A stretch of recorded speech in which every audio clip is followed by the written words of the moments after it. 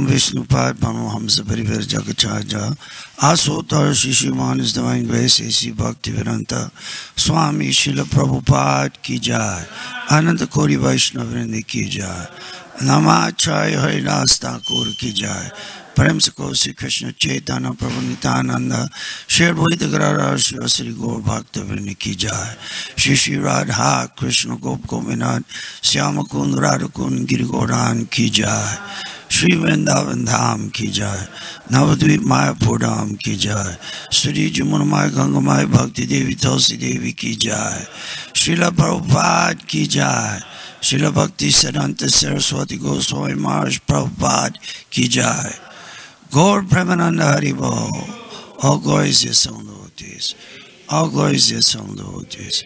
All glories is some devotees. Jai Sri Sri Guru and Gauranga.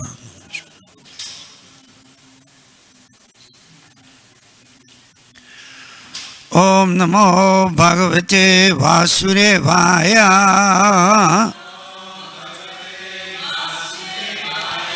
Om Namo Bhagavate Vasudevaya.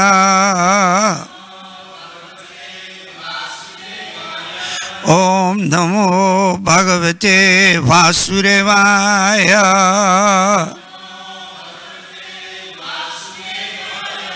Srimad Bhagavatam, Canto 1, Chapter 8, Text 18. Prayers of Queen Kunti and Parikshit saved. Kunti uvacha namasye purusham tva adyam ishwaram prakrite param alaksham sarva bhutanam anta bahi avastitam. Kunti uvacha namasye purusham tvadyam ishwaram prakrite param alaksham sarvabhutanam antarbahir avastitam. Kunti uvacha Namasye Purusham Tvadyam Ishwaram Prakrite Param Alaksham Sarvabhutanam Antarbahir Avastitam. Kunti uvacha Namasye Purusham Tvadyam Ishwaram Prakrite Param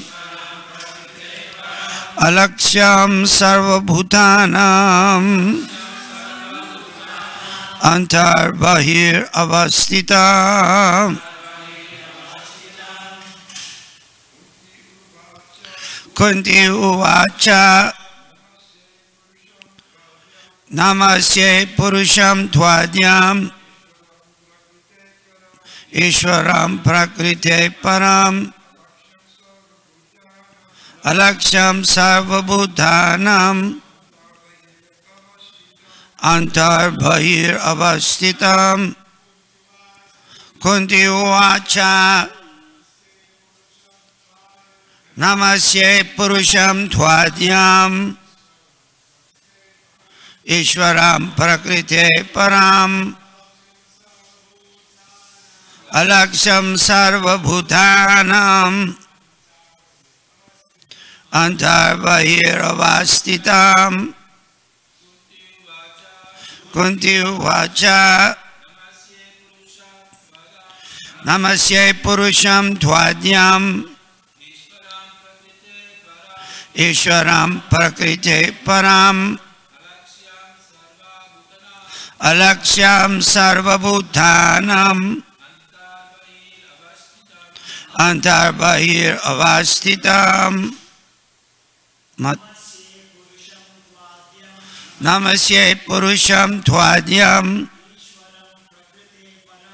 Ishwaram Prakrite Param Alaksyam sarva bhutanam antar bahir avastitam. Mataji's. Kunti uvacha namasya purusham tvadyam Ishwaram prakrite param alaksyam sarva bhutanam antar bahir avastitam Kunti uvacha namasya purusham tvadyam Ishwaram prakrite param alaksyam sarva bhutanam antar bahir avastitam Kunti uvacha namasya purusham tvadyam Ishwaram prakrite param alaksyam sarva bhutanam antar Kunti uvacha. Srimati Kunti said, Namasye, let me bow down. Purusham, the Supreme Person. Twa, you. Adyam, the original. Ishwaram, the controller. Prakrite, of the material cosmos. Param, beyond. Alaksyam, the invisible. Sarva, all. Bhutanam, of living beings. Anta, within. Bahi, without. Avastitam, existing. Srimati Kunti said, O Krishna, I offer my obeisances unto you because you are the original personality and are unaffected by the qualities of the material world.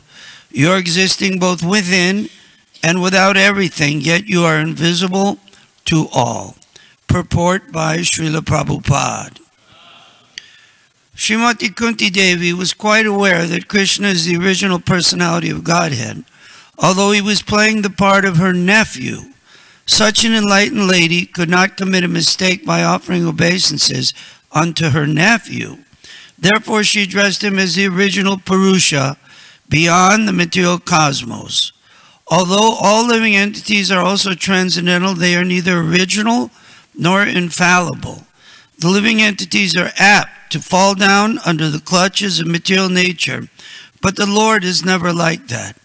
In the Vedas, therefore, he is described as the chief among all living entities. Nityo Nityanam Chaitanas Chaitananam. Katha Upanishad 2.2.13. Then again, he is addressed as Ishwara, or the controller. The living entities, or the demigods like Indra, Chandra, and Surya, are also to some extent Ishwara, but none of them is the supreme Ishwara, or the ultimate controller. He is Parameshwar, or the Supersoul. He is both within and without. Although he was present before Srimati Kunti as her nephew, he was also within her and everyone else. In the Bhagavad Gita 15:15, the Lord states, I am situated in everyone's heart, and only due to me one remembers, forgets, and is cognizant, etc. Through all the Vedas I am to be known, because I am the compiler of the Vedas, and I am teacher of the Vedanta. Queen Kunti affirms that the Lord, although both within and without all living beings, is still invisible. The Lord is, so to speak, a puzzle for the common man. Queen Kunti experienced personally that Lord Krishna was present before her, yet he entered within the womb of Uttara to save her embryo from the attack of Aswatthama's Brahmastra. Kunti herself was puzzled about whether Sri Krishna is all-pervasive or localized. In fact, he is both. but he reserves the right of not being exposed to persons who are not surrendered souls. This checking curtain is called the Maya energy of the Supreme Lord, and it controls the limited vision of the rebellious soul. It is explained as follows. Kunti uvacha namasye purusham tvadyam ishwaram prakrite param alaksyam sarvabhutanam antarbahiravastitam. Srimati Kunti said, O Krishna, I offer my obeisances unto you because you are the original personality and are unaffected by the qualities of the material world. You are existing both within and without everything, yet you are invisible to all. Om Ajnanaptimirandasya Gyananjana Shalakaya Chaksur Unmilitam Jena Tasmai Sri Gurave Namah. I was born in the darkness of ignorance, and my spiritual master opened my eyes with the torchlight of knowledge. I offer my respectful obeisances unto his lotus feet. So herein, the verses of Kunti Devi, the prayers of Queen Kunti, are being started. 1:8:18. And they go in the Bhagavatam in this 8th chapter of the first canto, to 1:8:43. These verses of Queen Kunti are so important that Srila Prabhupada compiled these 26 verses into a book called the Teachings of Queen Kunti, which all of us should read diligently. Queen Kunti herself was the sister of Vasudeva, Krishna's father. She was the aunt of Lord Krishna, as the history goes, externally speaking, she says in this verse.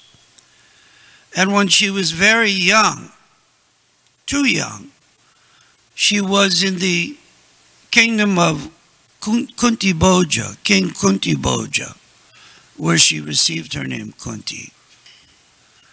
And there, as a young girl, practically speaking, she was serving the guests that would come to the kingdom. One such guest arrived, Durvasa Muni, who we've heard a lot about in his pastimes with devotees of Krishna.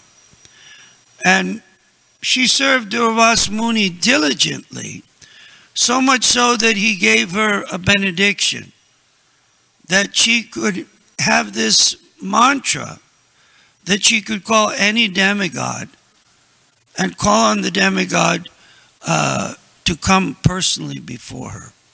Of course, as a young girl, she didn't exactly understand that that meant by calling the demigod that they would give her progeny. So when she was young, before she was married to Pandu, she used the mantra and called on Surya, the sun god. He came there and convinced her that she would keep her chastity, keep her virginity by his potency, but that he would give her a child, which he did through this mantra chanting. But because she was so young and because she wasn't married, would have been an embarrassment. She put the newborn baby in a basket and placed the basket in the Ganga. And the baby was ultimately picked up by one Atirata, I think was his name, and Radha. That's why he's known as Radheya. He's also known as Karna, the giver. And he is actually the firstborn son of Queen Kunti. Queen Kunti later married Pandu. Pandu also had another wife, Madri. And Pandu had one curse. He had gone out hunting one day and thought he was killing a deer or some animal with his arrow, and it was actually a Brahmin and his wife. And he was cursed by the wife of the Brahmin that he had killed, that whenever he would be engaged, because they were engaged in the sex act when he killed them, whenever he would try to engage in the sex act, he would be killed. So, throughout his life, he could not engage with his wives in the sex act. At the end, he did try to engage with Madri, his co-wife, and as a result, he passed from this world, and she also went into the fire with Pandu, and as we heard the other day from Judakarma Prabhu, entered into the sati, performed the sati rite, giving up her body. We have one interesting story, practical. I told it years ago, but when we first came here to Los Angeles in 1988, Sesha Prabhu, who's one of our GBC men, was the trustee for BBT, and we were working together. Savas was temple president, and he became trustee a few years later, 3-4 years later. But Sesha had to go home. His father in Washington, D.C., was a general in the United States Army. Big general. Big man. And he had passed away. I believe he was in his 70s. And Sesha flew to D.C. and came back after the funeral. He expected it. His father was having some physical problems in his old age. But then, less than a week later, you remember? He had to fly again back to Washington, D.C. because his mother had just passed away. And when Sesh came back, I asked him, how did your mother pass away naturally within a week of your father passing away naturally? He said that the doctors explained that it's a phenomenon in this world that when one spouse leaves, the other literally can't live without them. Basically, it's the ancient Vedic sati rite, but they don't have to enter fire. They die. His mother died naturally, and Sesh was kind of smiling and kind of saddened that the mother couldn't live without the father. She was so attached. Parents of devotee, so some benediction is there. So this is the sati rite in the Vedic connection, that when Pandu passed, Madri entered into the fire. Madri and Kunti conversed, and Madri decided that Kunti would take care of the children, and Madri would enter into the fire with King Pandu. So Kunti had called, after giving up her firstborn son and not telling anyone about Karna, the son of Surya.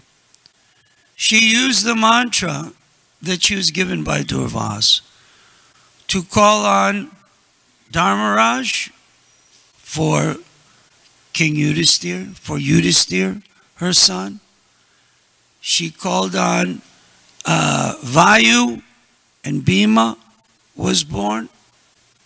And she called on Lord Indra, and Arjuna was begotten. So those were her other sons. Nakul and Sahadev, she gave the mantra to Madri. And Madri called on, I think it was the Asvini Kumaras. And, is that right? And Nakul and Sahadev were conceived in that way. So Kunti is the mother of these Pandavas. There would be no Bhagavad Gita. Of course, there wouldn't be a Gita if it wasn't for Krishna. But there wouldn't be a Gita if it wasn't for Arjuna. There'd be no Arjuna if it wasn't for Queen Kunti. This is how important in Vedic culture the mother is.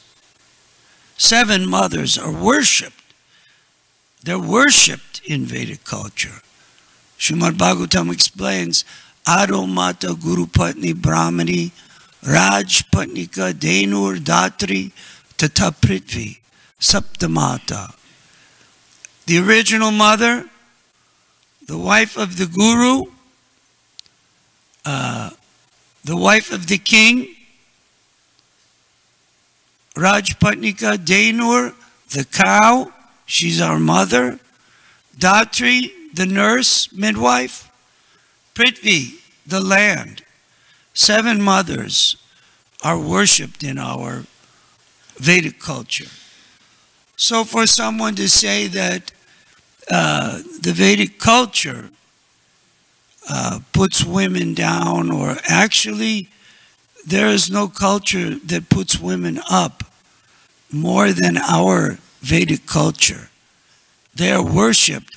And Queen Kunti is worshipped as one of the great sadhvis, the great saintly personalities.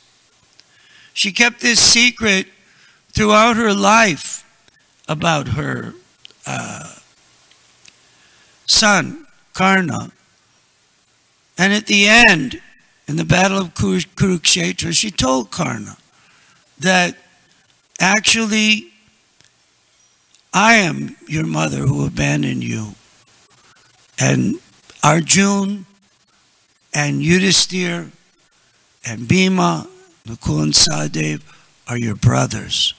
Although you're fighting on the side opposite with the Kurus, with Duryodhana and all of the Kuru army, you're actually a Pandava, the eldest of the Pandavas. Don't engage in battle with your brothers. And he vowed to his mother that he wouldn't engage in battle with any of the Pandavas except for Arjuna. He had to fight with Arjuna.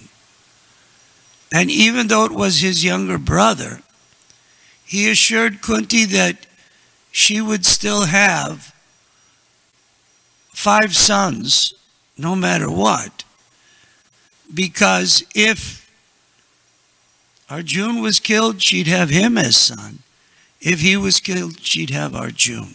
And of course, Arjuna defeated Karna in the battle. He didn't know this was the eldest Pandava. This was his brother.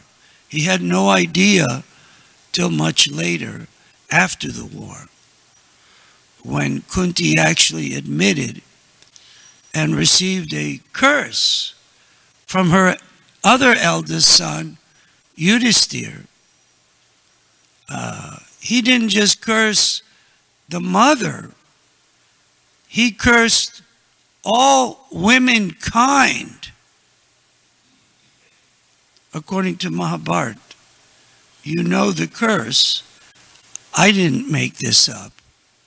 It stated that because Kunti kept this secret for all these years, that Yudhisthira cursed that not only Kunti couldn't keep a secret, but for all eternity, all womankind would not be able to keep a secret because of the secret of Karna.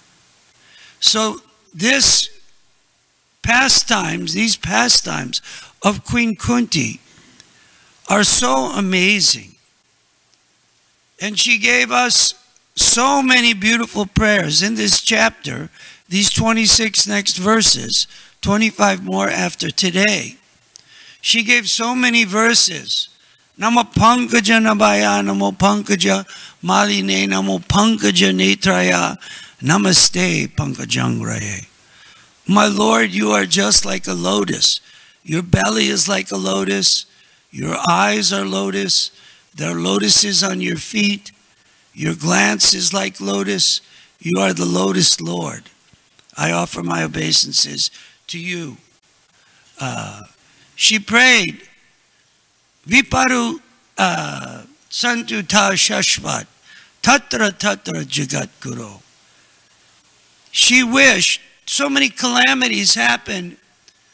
The Pandavas were put into great danger. She was with them at all times when they were put in all this danger. She was also put in great danger. And she prayed to Krishna, let these calamities come again and again. Because in this condition, I can always pray to you. We see practically when things are going well, everybody is thinking, even devotees, young devotees like ourselves, how's it going? Cool, we're good. I'm good. But when there's calamities, when you have to go for an operation, when something calamitous happens, when so-and-so is talking about you, when things are going rough, oh, I'm praying to Krishna. Krishna, help me. You're on an airplane, you're enjoying the peanuts offered to Krishna and the juice and thinking, what a wonderful ride. And all of a sudden, the pilot announces, we're having some turbulence for the next 10 minutes. Fasten your seatbelts. Don't get out of your seats. And all of a sudden, you're practically hitting the things above you, being bounced around the cabin. And then it's no longer great peanuts and great juices. It's Krishna, help me. Please save me. I have a lot of work to do. I have things to take care of. I'm going to New York. They need me there. Please, Krishna, help. We immediately turn, naturally, to Krishna. So Queen Kunti prayed, let those calamities come again and again and again and again. Because in that condition, we'll always be praying to you. If things are going well, and she says, Janmai Svarya Shrutashri Edamanam Madak Puman. When we're thinking, I've got great birth, I was born in the suburbs of such and such city, to a well-to-do family. In the day, my parents, they made $15,000 a year. We were upper middle class. Now you'd be living in a cardboard box. But years ago, 15,000 was considered upper middle class. So if one is proud of one's janma, one's birth, Aishvarya, so-called wealth, $15,000. That used to be a lot of wealth. Right now, if you go to the hospital one day, it's $50,000. Everything is so expensive. It doesn't even compute what is wealth. Janma Aisvarya Shruta, great learning. I'm a big mathematician, or I'm some big philosopher. Shri, I'm so good looking. I have this or that, or I was popular in school. Everyone thinks they're very good looking. I told this story before. One Sankirtan devotee in Atlanta came up to me. He said, "You don't have a problem out here. It's easy for you." I said, "Why do you say that?" He said, "Because look at me. I have this face I've got to deal with. Oh, everyone likes me. You just go out there and nobody cares." I actually went in the men's room and looked in the mirror. Is it that bad? I've heard it's bad, but how bad could it? I mean, this was a devotee telling me. You've got no problem. He's got Shri. I got nothing. Janmaisvarya Shuta Shri. We're thinking, I'm so beautiful. Janmaisvarya Shuta Shri. Edamana Marak Puman. All of these mentalities are intoxicating and lead us to madness. Edamana Marak Puman.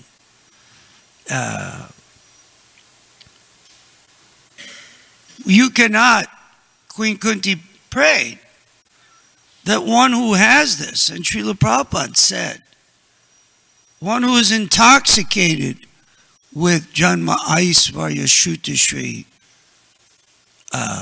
cannot feelingly chant Jaya Radha Madhava. That feeling of love and devotion comes when one gives up all of these things that I'm so learned, I'm so powerful, I'm so rich, I'm so influential. Do you realize who you're talking to? Do you know who I am? Sometimes we get calls at the BBT, and I talk to some devotees, and I'm thinking, I'm Suradas. They must know me.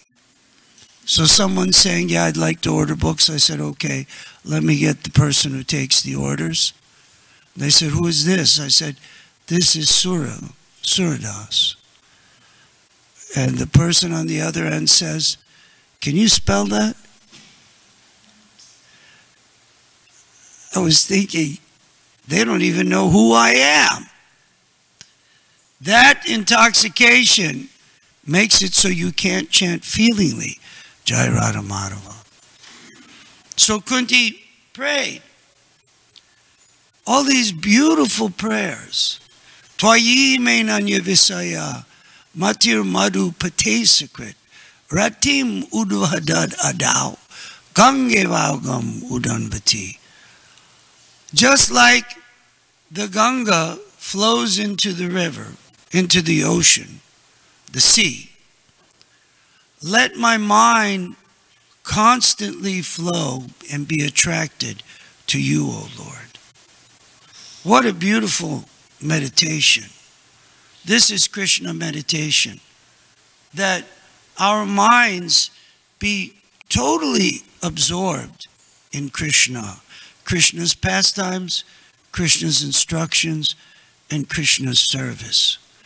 And others, when they see devotees, serious and sincere, Srila Prabhupada has said. These are the two qualifications, to be serious and to be sincere. They see our devotees so serious and sincere, they're at once struck. We had one lady come, Jody, working on a film project for CNN about utopian societies. And due to some association, her first part of the series being approached for CNN is on the ISKCON movement, Hare Krishna movement.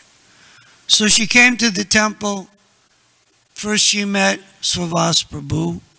She was amazed. She was struck at once. I could see her. Like, wow. I didn't know normal people were Hare Krishnas. He's a very rare, amazing, real, normal person. Then she went to the museum and she met Dr. Radhakrishna, the real Dr. Radhakrishna. Srila Prabhupada talks about Dr. Radhakrishna. I didn't even know, he has 2 PhDs. He's an engineer par excellence from, what country is it in the Middle East? Iran. From Iran. She was struck. How did you become a devotee? He told the whole story. Dr. Radhakrishna. I address him now as Dr. Radhakrishna.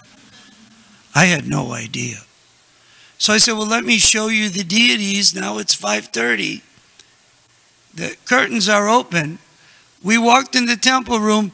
It took to the time when they closed the curtains to get to the deities from the back of the temple room. Because first she met Ayatota. What a story from Ayatota.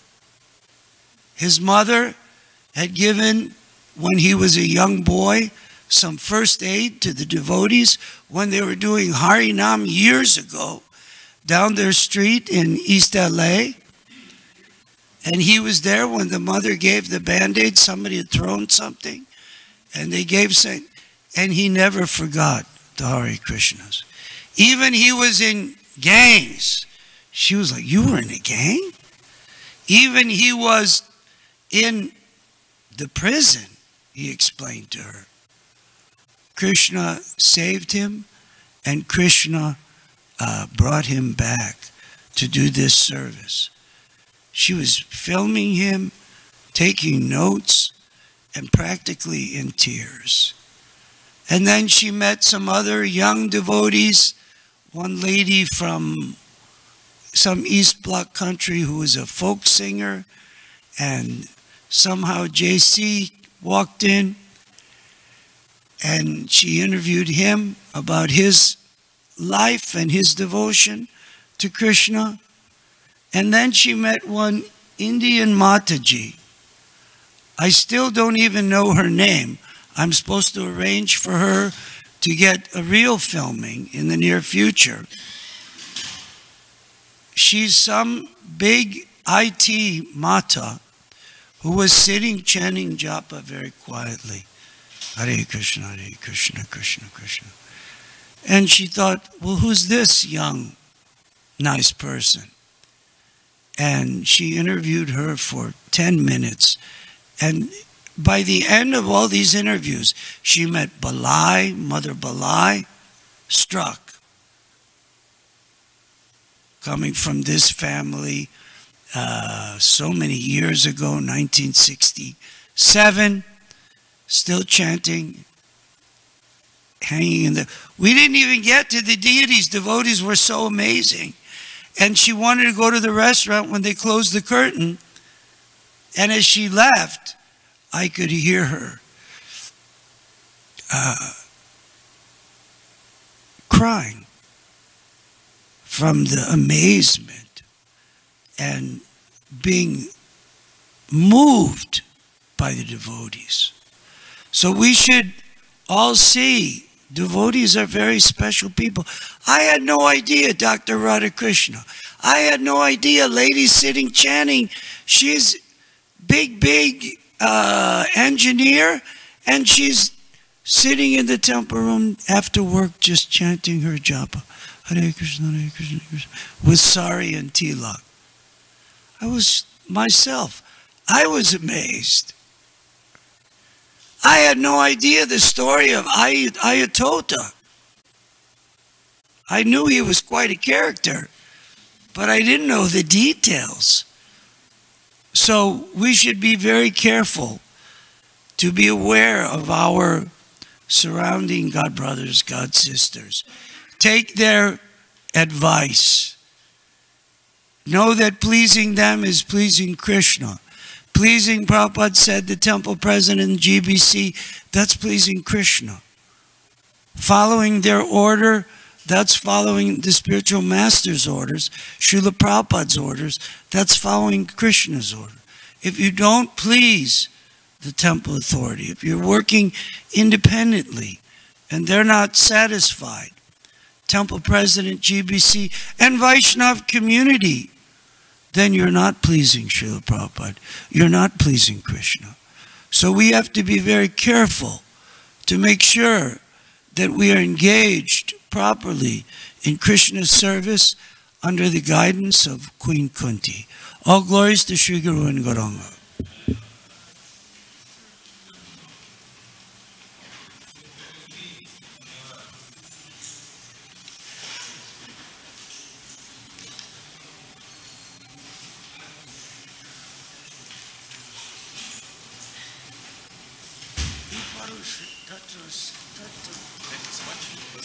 Is that okay?